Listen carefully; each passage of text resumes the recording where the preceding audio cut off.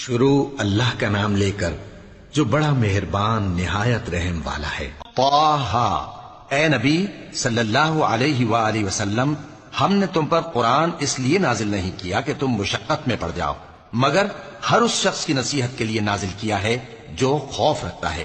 یہ اس ذات کا اتارا ہوا ہے جس نے زمین اور اونچے اونچے آسمان بنائے، یعنی رحمان، جو عرش پر جلوہ افروز ہوا۔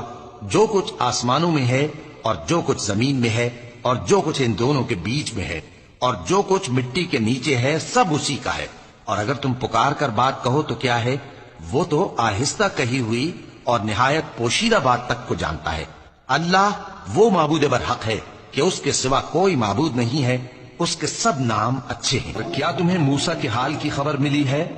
جب انہوں نے آگ دیکھی تو اپنے گھر والوں سے کہا کہ تم یہاں ٹھہرو، میں نے آگ دیکھی ہے، میں وہاں جاتا ہوں، شاید اس میں سے میں تمہارے پاس انگارہ لاؤں یا آگ کے مقام سے اپنا رستہ معلوم کر سکوں۔ پھر جب وہ وہاں پہنچے تو آواز آئی کہ اے موسیٰ، میں تو تمہارا پروردگار ہوں، تو اپنے جوتے اتار دو، تم یہاں پاک میدان یعنی طویٰ میں ہو، اور میں نے تم کو منتخب کر لیا ہے، تو جو حکم دیا جائے اسے سنو۔ بے شک میں ہی اللہ ہوں، میرے سوا کوئی معبود نہیں، تو میری عبادت کیا کرو اور میری یاد کے لیے نماز پڑھا کرو۔ قیامت یقیناً آنے والی ہے، میں چاہتا ہوں کہ اس کے وقت کو پوشیدہ رکھوں تاکہ ہر شخص جو کوشش کرے اس کا بدلہ پائے۔